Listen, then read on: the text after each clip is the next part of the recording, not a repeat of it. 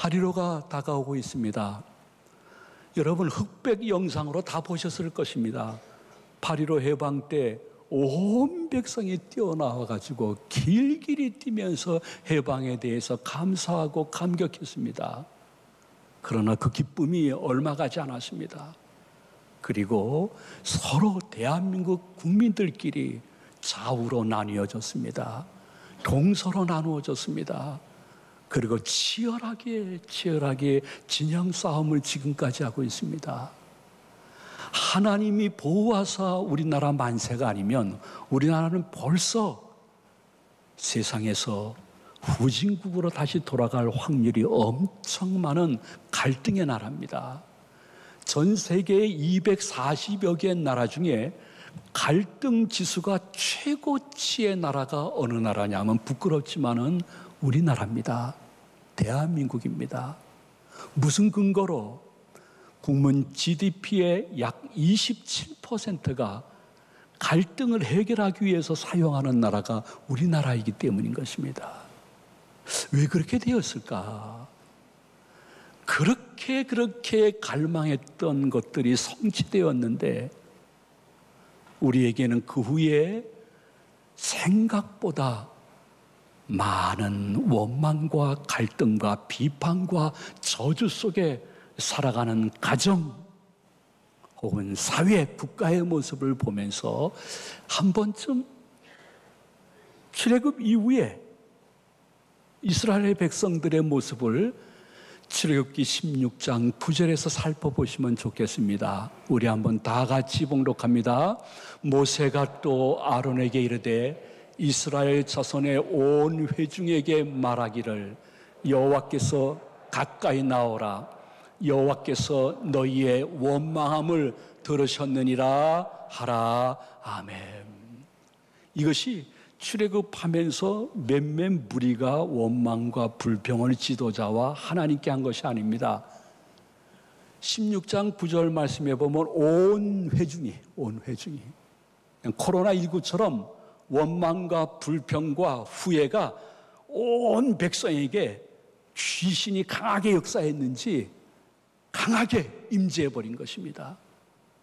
그래서 세상에 지금의 미국보다도 막강한 애굽의 권세에서 기적적으로 해방을 시켜주신 하나님의 능력을 믿는 믿음이 사라져가지고 조금만 목말랐는데도 또 하나님을 원망하는 장면이 출애굽기 17장 3절에 기록되어 있습니다. 우리 한번 다 같이 봉독하도록 합니다. 거기서 백성이 목이 말라 물을 찾으매 그들이 모세에게 대하여 원망하여 이르되 당신이 어찌하여 우리를 애굽에서 인도해 내어서 우리와 우리 자녀와 우리 가축이 목말라 죽게 하느냐? 출애굽은 그들에게 로망이고 갈망이었습니다. 근데 그것이 이루어졌는데 지금은 삶이 지겹다는 것입니다. 이유가 무엇입니까? 예상한 것보다 조금 더 자신의 삶 속에 어려움이 몇 가지가 다가오니까 아버지 하나님에 대한 신뢰가 무너졌기 때문인 것입니다.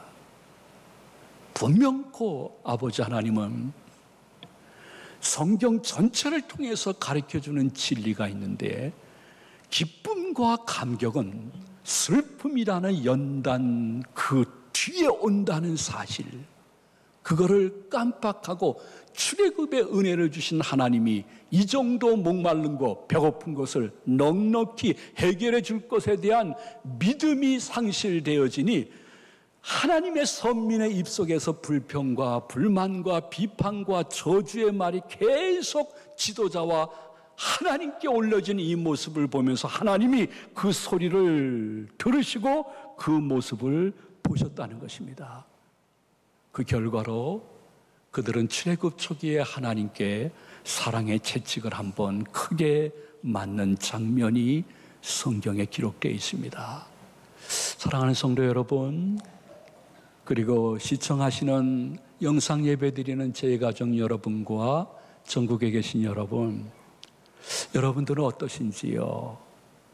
한번 자신을 한번 말씀이라는 거울을 통해서 뒤돌아봤으면 참 좋겠습니다. 아니, 나는 어떤지.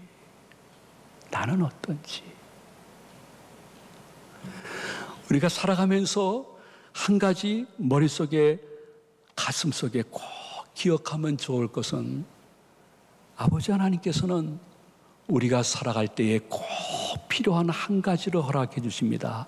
그것은 무엇이냐 하면, 야, 너 지금 힘들지? 근데 한번 내가 너를 강한 손과 편팔로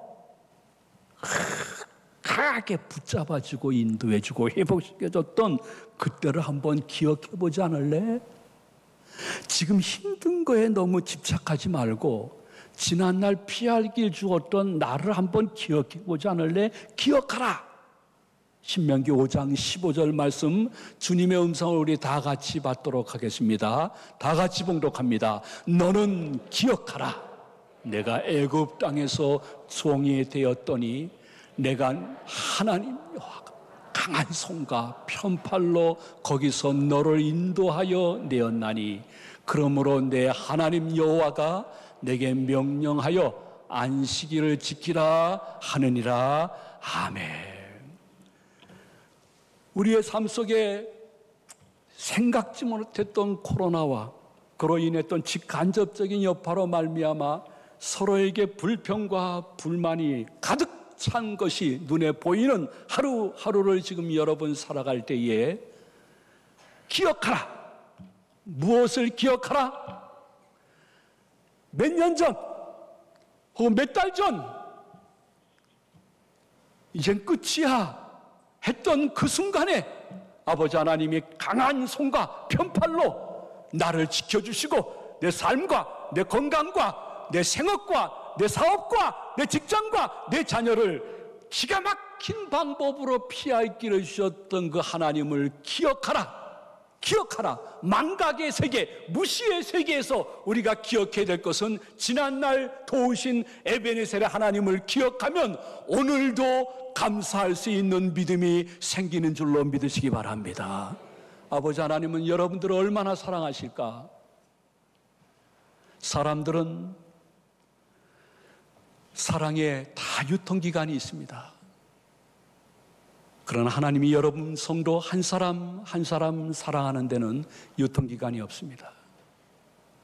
여러분이 죽는 그날 아침까지 유통기간 없이 여러분들을 사랑할 것이고, 여러분이 돌아가신 후에는 영원히 천국 가서 영원한 사랑을 받을 것이기 때문에 여러분 한 분 한 분을 향한 하나님의 사랑에는 유통기간이 전혀 없는 줄로 믿으시면 아멘 하시기 바랍니다. 그러므로 내게 어떠한 슬픔 그리고 연단이 온다고 하면 하나 기억해야 됩니다. 이걸 믿음으로 잘 이겨내어지면 그 뒤에 기쁨과 감격의 때를 주실 하나님을 찬양합니다 하면서 자신을 이기고 현실을 이길 수 있는 믿음이 생기는 복스러운 이 시간 되시기를 축원해 드립니다. 이러기 위해서 우리가 마음속에 기억해야 될 것은 우리들의 생각의 전환인 것입니다. 그리고 언행의 새로운 변화인 것입니다. 기억하라. 생각의 변화를 말씀하시는 것입니다. 지금 너무 힘들지만은 현실에 너무 집착하지 말아라. 현실 보고 너무 불평불만하고 미리 염려를 크게 하지 말아라. 생각의 변화. 그리고 기억하라는 말씀 끝에 가서 주님이 말씀하신 것은 안식일을 지켜라. 그 말씀입니다. 새로운 언행의 개혁을 말할 때에 주일 성수하는 것을 다시 한번 회복하는 모습이 너한테 필요하다고 본문은 분명히 말씀하고 있는 것입니다. 기억하라. 생각의 변화. 지켜라. 주일. 이것이 반복되어지는 성도들을 향하여 아버지 하나님이 주시는 은혜가 있을 것이요, 여러분의 가정 속에 혹시 남편 혹은 아내 혹은 자식 부모님 혹은 시어머님 며느리를 통해서 나만 지금 상처받는다고 생각하시는 분들, 주님의 말씀하십니다. 기억하라. 너 생각 바꿔라. 그리고 새로운 언행의 습관을 좀 가지면 좋지 않겠니? 야, 지난날 내가 그렇게 피할기 줬잖아. 나 죽지 않아서. 기억하라는 말씀 속에는 현실에 너무 집착하지 말고, 그때 살아계신 하나님은 지금도 살아계셔서 이 회복의 때를 예비하시고 나의 믿음을 바라보신다는 사실. 제 일평생 저는 버리지 못할 말씀. 하나님 곁에는 쓰레기통이 없다. 하나님이 내게 주신 현실 속에 버릴 것은 단 한 가지도 없습니다. 지금 그 사람을 향해서, 그 현실을 향해서 내가 먼저 바뀌게 되어지면 그 사람도 바뀌는 역사가 있을 줄로 믿습니다. 내가 그 현실을 바꿀 수 없다 그러면 내가 바뀌면 되는 것입니다. 그러한 생각의 변화, 언행의 새로운 개혁. 그 사람, 그 상황이 바뀌지 않습니까? 그러면 내가 먼저 바뀌어버리는 것입니다. 왜? 아버지 하나님은 슬픔 그 뒤에 기쁨을 주시는 분이시여, 나를 향한 사랑에는 유통기간이 없음을 기억하면서 내가 바뀌어서 너와 우리를 바꿀 수 있는 사람들이 복의 근원이여 요셉의 창고여 샘 곁에 심기운 나무인 성도님들, 여러분 한 사람 한 사람인 줄로 믿으시기를 바랍니다. 내가 바뀐다 먼저. 그래, 내가 먼저 바뀔게. 이것이 얼마나 중요하냐 하면, 주님 우리들에게, 우리 마음속에는 그 누구나 다 삶의 균형추가 있다고 말씀을 해주십니다. 저 포함해 여러분 한 사람 한 사람 마음속에는 다 삶의 균형추가 있습니다. 그래서 어떤 때는 이 원망과 불평을 현실을 보면서 하게 하는 추가 막 움직입니다. 이렇게 움직일 때에 아니야, 이것도 다 주님이 주신 거야. 버릴 거 없어. 내가 깨닫고 더 주님께 가까이 가면 주님이 회복과 감사와 간증의 추를 또 움직여 주셔서 내 삶이 균형을 이룰 줄로 믿습니다 하는 분들을 주님이 찾으시고 주일날 이곳에 여러분 한 사람 한 사람을 부르신 것입니다. 이 삶의 균형추가 얼마나 성경적이냐 하면, 주님은 말씀하시기를, 야, 슬픔, 기쁨, 어려움, 고통, 그리고 회복 다 나는 결국 합력해서 선을 이룰 수 있는 능력이 있는 하나님이야 하시면서 로마서 8장 28절에 이렇게 말씀하고 있습니다. 우리 한번 다 같이 봉독합니다. 우리가 알거니와 하나님을 사랑하는 자 곧 그의 뜻대로 부르심을 입은 자들에게는 모든 것이 합력하여 선을 이루느니라. 아멘. 주어진 사랑과 그 현실 속에 힘들 때 모든 것을 합력해서 선을 이루실 하나님을 기대하면서 원망과 불평의 추만 움직이게 하지 말고 회복해 주실 그분을 바라보는 믿음의 추와 감사와 기도와 간증의 추도 같이 움직이게 되어지면 어느 날 내 생각과 삶의 추가 균형을 이루게 되어집니다. 그러면서 사람과 상황은 바뀌지 않았는데 내가 먼저 바뀌어서 불평보다는 감사가 나오고요, 비난보다는 격려가 나옵니다. 때로는 슬픔이 기쁨이 되어지고 원망이 희망이 되어지는 역사가 어디에서부터 시작되어지느냐? 우리들의 마음에서부터 시작되어지는데 내 자신이 먼저 바뀌어야 되는 것입니다. 지금 필요한 것은 나만 보는 것이 아니에요. 내 상대방, 그 사람, 그 현실을 향한 생각의 변화, 그리고 언행의 새로운 변화, 그것을 성령님이 요구하시고 그것이 최고의 문제 해결점인 것을 알려주는 것은, 저는 각 모든 부서의 상황을 그냥 서면으로밖에 받지 못합니다. 우리 교육자들은 정직하게 서면으로 보고해 주십니다. 어떠한 청소년인데 교회는 다니지만 아빠를 지독하게 미워했답니다. 막 저주하는 말도 서슴지 않았다고 합니다. 근데 주여종의 말씀을 계속 듣다가 문득 이런 생각이 들었답니다. 아빠의 입장에서 생각하면 아빠는 누구일까 생각해 보니까 세상에서 제일 외로운 분이 아빠라는 것을 알기 시작했다는 거예요. 세상에서 제일 어깨에 무거운 짐을 지고 계신 분이 아빠구나. 세상에서 인생의 막다른 골목에서 가족 먹이기 위해서 숨을 헐떡거리면서 뛰고 있는 분이 아빠구나. 생각을 한번 바꾸니까 아빠를 향한 언행이 바뀌어지더래요. 그래서 아빠를 자신이 사랑할 수 있는 방법으로 사랑하려고 애를 쓰다 보니까 피차간에 아름다운 유익을 받고 있다는 이야기를 들어서 목사님께 보고를 드립니다. 참 너무너무 성경적인 보고였습니다. 여러분, 교회 생활도 마찬가지입니다. 저는 교회에서 봉사생활하면서 하나님 때문에 시험 들었다는 사람 아직 한 명도 못 찾아봤습니다. 가까이에서 같이 봉사하던 사람 때문에 시험 들게 됩니다. 그 시험 때문에 아주 교회까지도 옮길까 생각할 정도로 너무 힘든 그 순간에 무슨 생각이 문득 기도 중에 났는가 하니 이런 생각이 났다는 것입니다. 내가 이 안건이 우리 교회와 부서에 유익하기 때문에 냈다고 하면 내가 보기에 말도 안 되는 안건이지만 저분도 교회를 사랑하고 교회의 유익되라고 이 안건을 내놓은 것이 아닐까. 처음으로 그런 생각이 들었다는 거예요. 그럼 한번 만나보자. 대화를 좀 해보자. 하고 식사 자리를 마련해서 같이 이야기했는데 만나고 나니까 별로 큰 문제도 아니더래요. 이 A, B가 A 다시 되는 게 그런 긴 시간이 걸리지 않고 그냥 맛있게 식사하면서 서로도 가까워졌다는 이야기를 들어봤습니다. 여러분, 프로야구 선수들이나 기타 프로 선수들 가운데 갑자기 타율이 오르거나 실력이 월등해지는 여러 가지 이유 중에 굉장히 중요한 이유가 뭐냐면 그 사람, 그 선수의 마음이 바뀌었기 때문인 것입니다.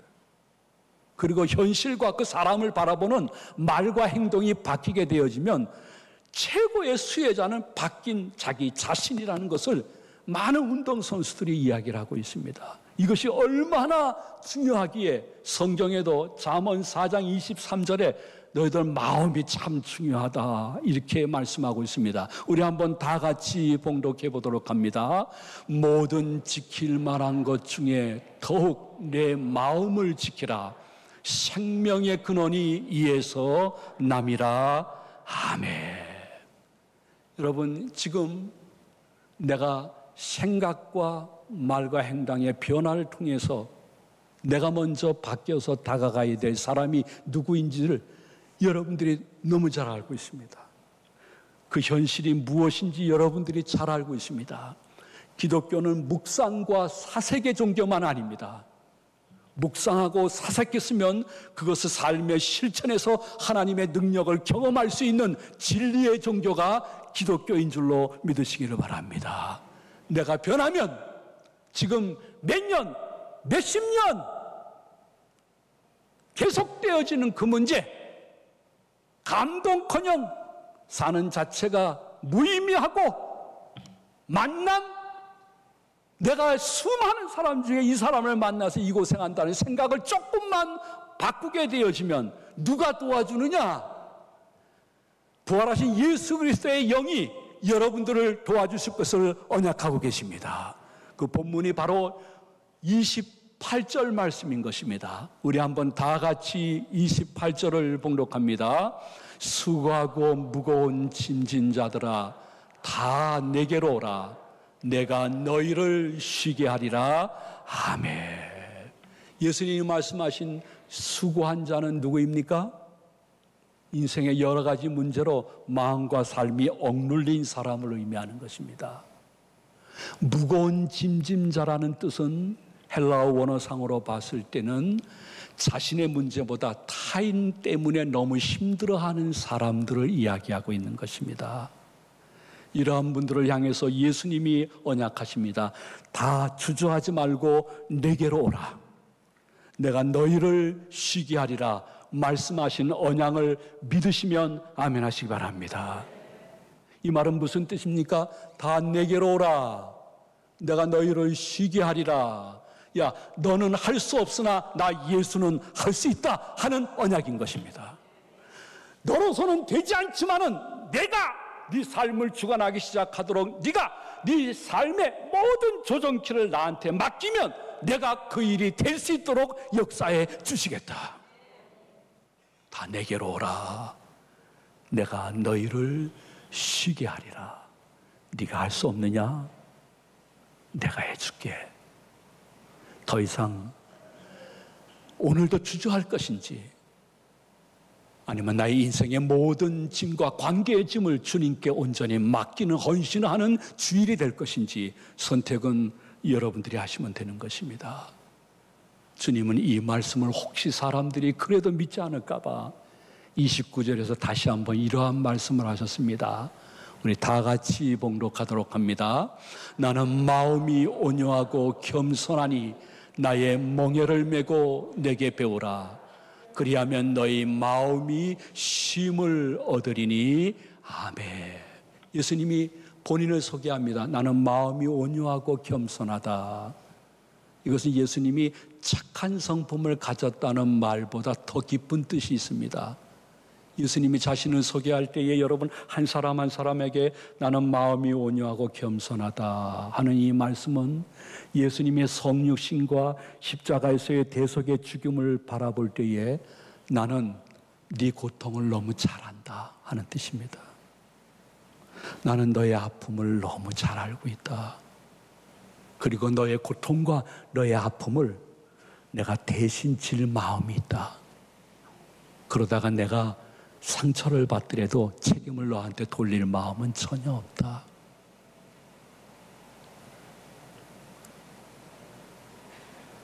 그러면서 그분이 말씀하시기를 나의 멍에를 메고 내게 배우라.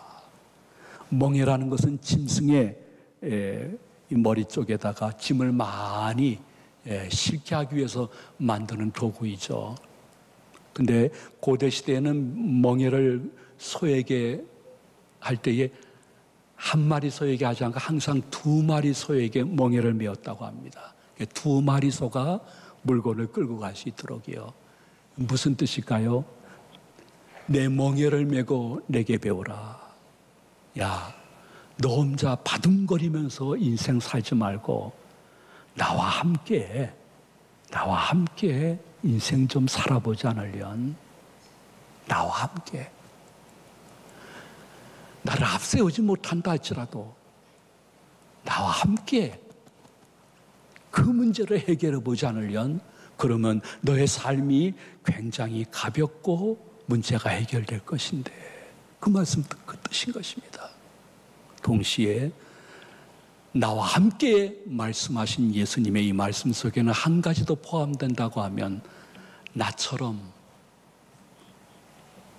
하늘 보좌 버리고 이 땅에 온 성육신 나처럼, 너 교회의 목사잖아, 전도사잖아, 너 장로님이잖아, 권사님이잖아, 안수집사잖아, 집사잖아, 성도잖아, 기독 청년, 자매잖아, 형제잖아. 그렇다면 좀 나처럼 성육신의 모습, 상대방을 조금 배려하는 생각과 삶의 변화가 이젠 좀 있어야 되지 않니? 언제까지 그럴래? 하는 그 말씀인 것입니다. 밀레의 만정을 모르는 사람은 한 분도 없을 것입니다. 이 만정에 고구마를 좀 캐고, 감자죠. 감자를 캐고, 부부가 같이 하루의 일과를 끝내면서 석양 속에 같은 마음으로 기도하고 멀리 교회가 보입니다. 감자는 노동의 신성함을 이야기합니다. 일하기 싫어하거든 먹지도 말아야 됩니다. 그리고 부부가 같이 석양에 기도하는 모습은 자기만 아프다고 하는 것이 아니라, 자기만 힘들었다고 하는 것이 아니라 우리 서로 같이 오늘 하루 수고 많았네. 서로를 향한 배려와 사랑이 담겨져 있는 그림의 내용일 것입니다. 그리고 멀리 보이는 교회는 예수님을 상징하는 것입니다. 예수님이 말씀하십니다. 나와 함께 그 문제를 해결해 보지 않으련 나처럼 먼저 내가 변하면 최도의 수혜자는 네가 될 텐데, 너 주일날 교회 나오잖아. 이 우중에 주님의 말씀 속에 그 사람, 그 상황이 생각나면 잘 적응했다가 다음 주에 올라올 때에 자그마한 간증이라도 갖고 올라오며, 어떤 분은 감사해서 감사한금 가지고 올라올 수 있는 체험적인 한 주간이 되어지기를 말씀을 준비해 주신 예수님의 이름으로 축원해 드립니다. 축복합니다.